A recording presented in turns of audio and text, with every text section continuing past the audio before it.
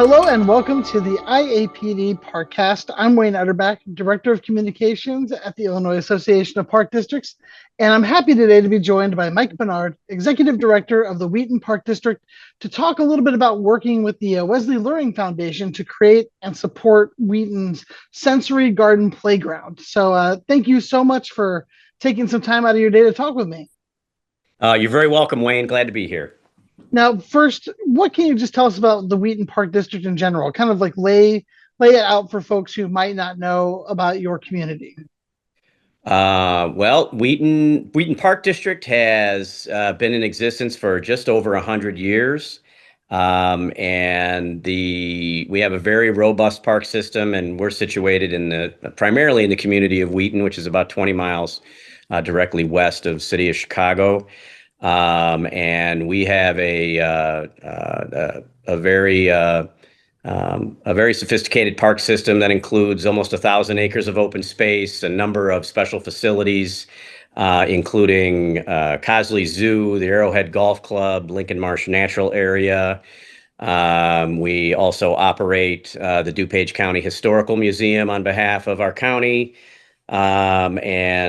Obviously just thousands of quality of life elevating programs going on an annual basis, and a very, very, very heavy special event calendar as well.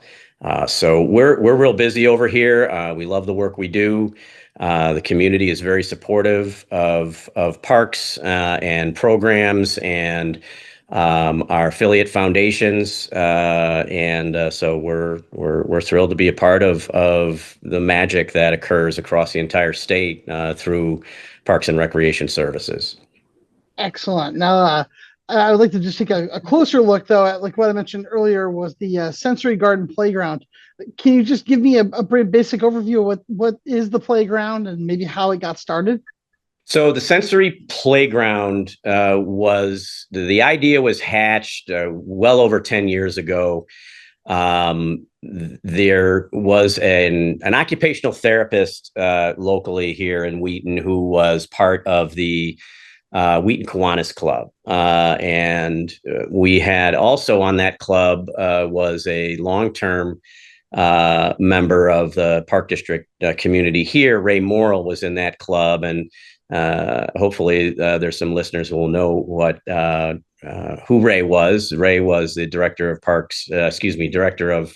recreation and facilities here in Wheaton for nearly 35 years, and then retired and immediately jumped onto the Board of Commissioners. And all in, before his passing, logged about 50 years of public service, primarily with the Park District.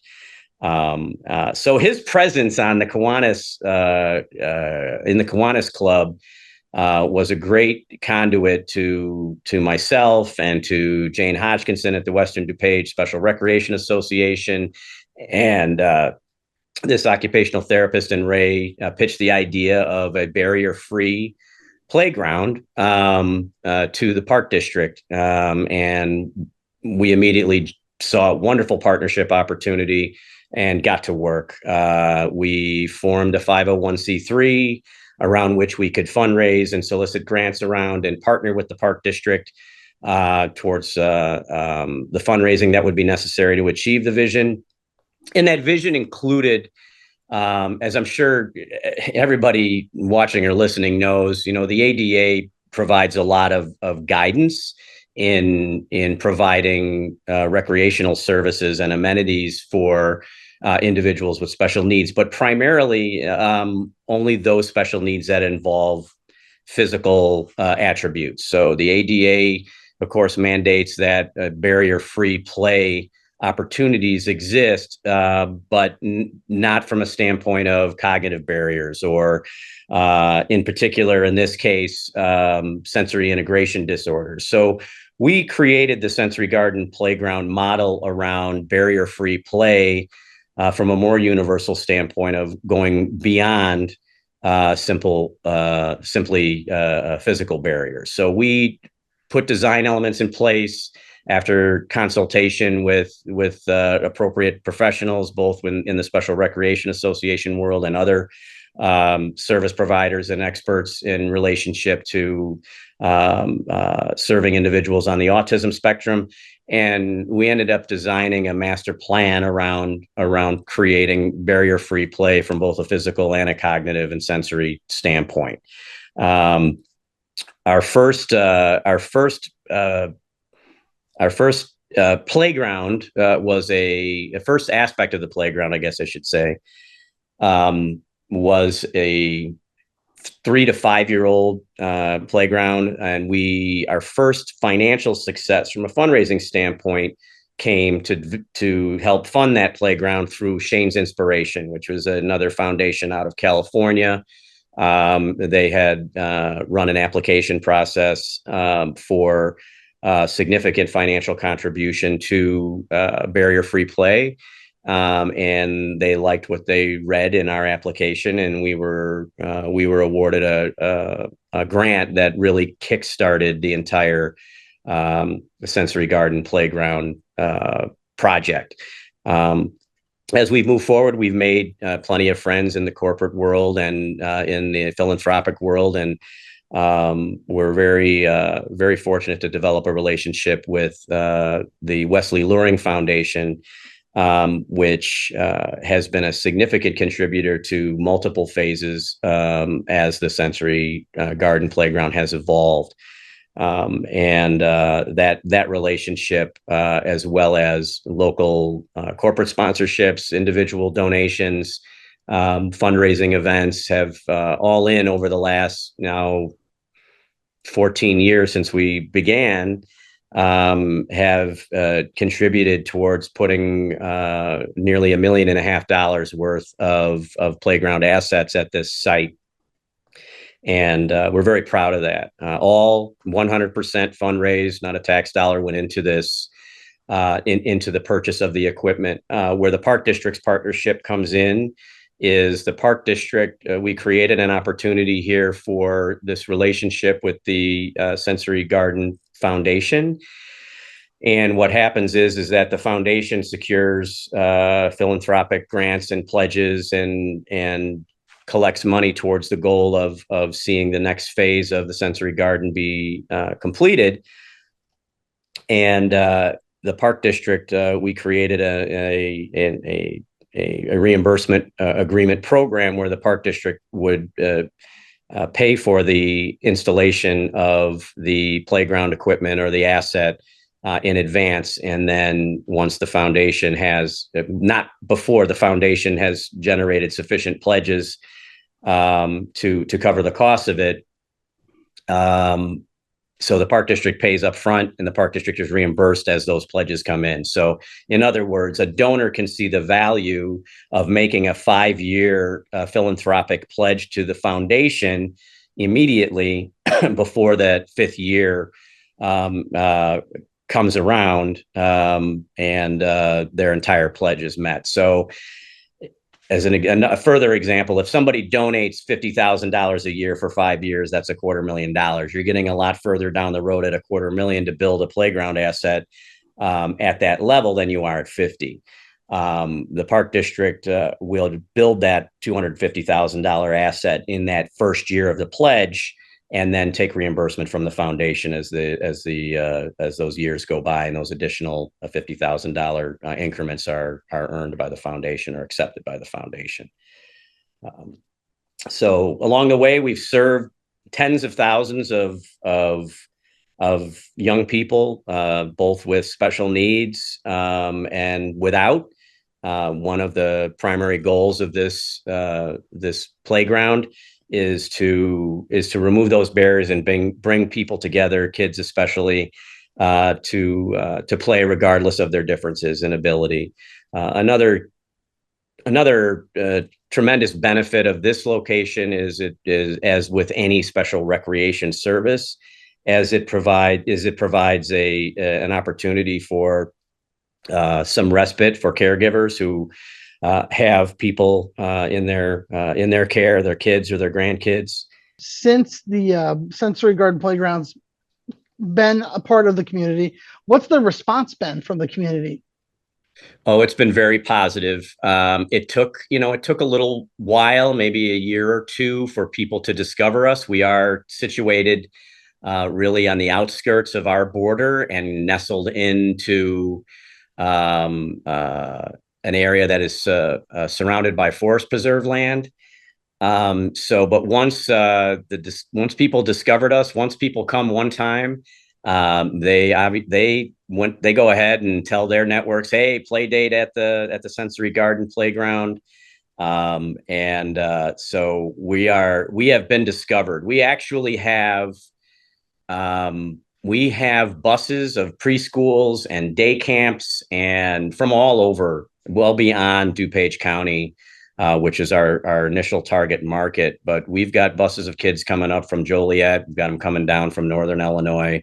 They we and we capture who our new friends are, and of course we put them on our newsletter list, and from there it just continues to grow and grow. Every time we have a play day, we'll do organized play days at the site, and we ask for a very modest family donation if people are willing.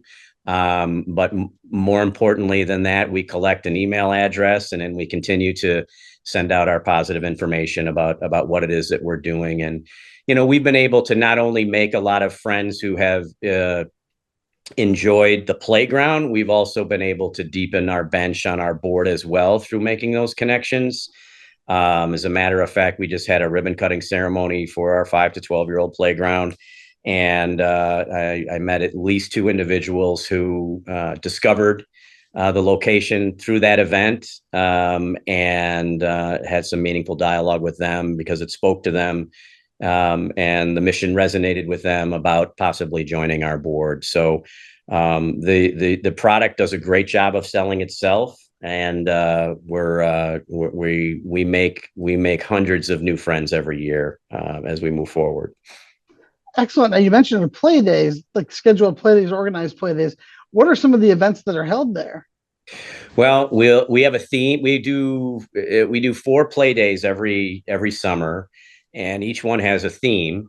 And our last theme, we just held a play day last Saturday, and we will have other community partners join us. Western DuPage Special Recreation Association is present at every play day, promoting their services and deepening their outreach.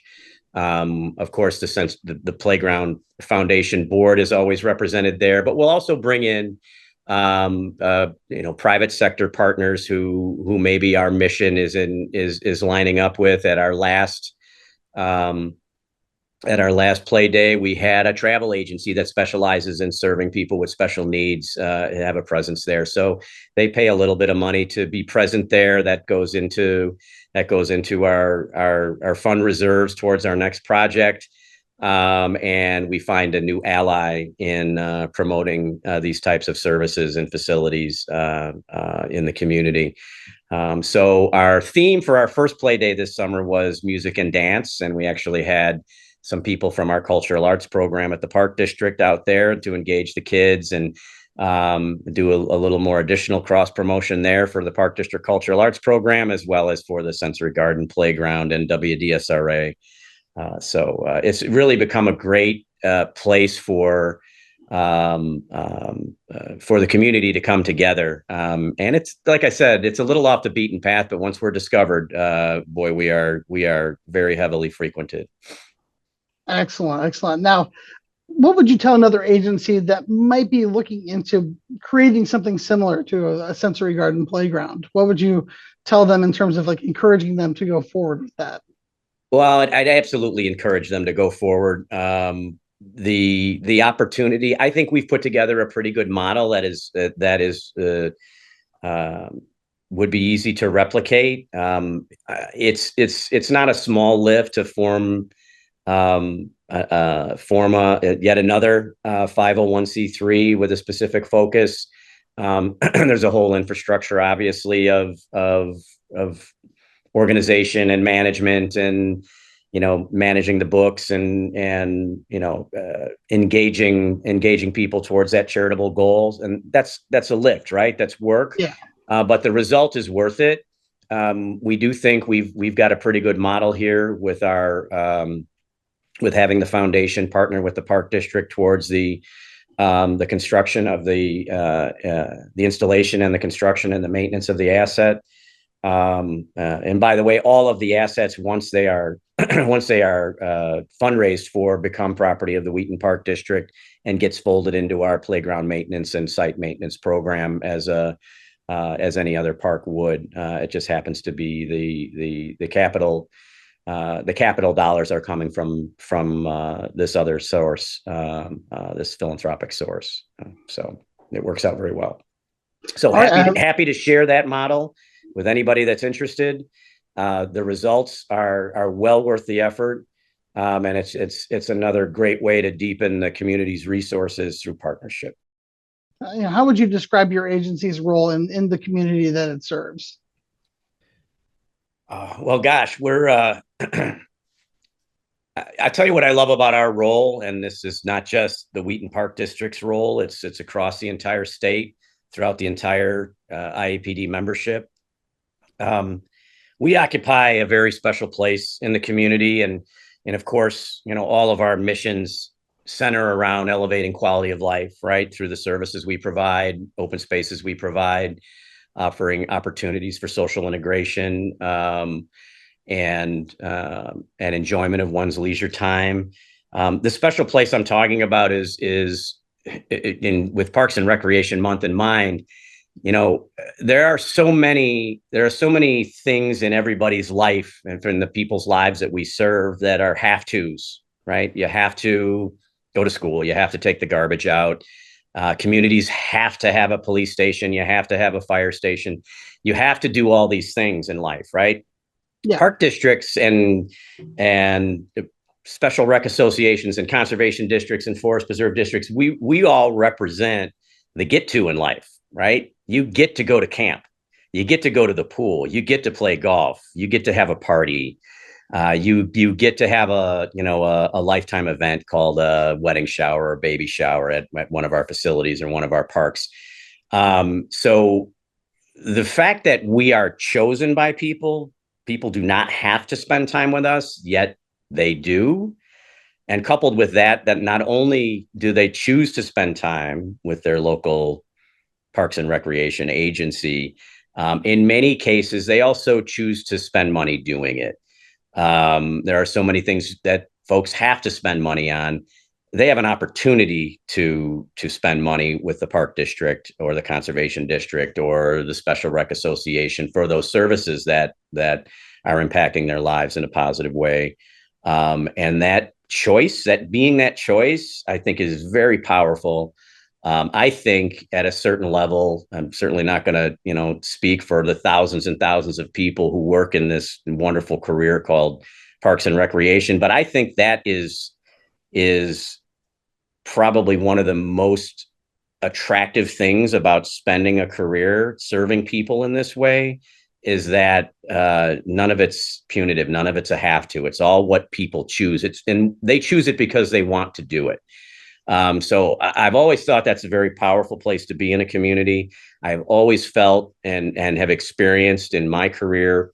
That's why we're an attractive place for businesses to spend time with, and their money with, and partner with, and why so many other service providers in the community want to align themselves with us, is because it's 100% positive. It's 100% not a have to. But it's 100% life-changing from a quality of life standpoint. So those are my thoughts for Parks and Recreation Month. Clearly, I love what I do here at the Wheaton Park District, and I'm thrilled to be doing it alongside, many thousands of other professionals just like me to make a difference for those we serve. Excellent. Well, thank you so much, Mike, for taking some time out of your day to just talk with me a little bit about what's going on in your community. And thank you so much for the work that you do. And then thank you for just taking time out of your day to just chat. Pleasure, Wayne. Thanks so much.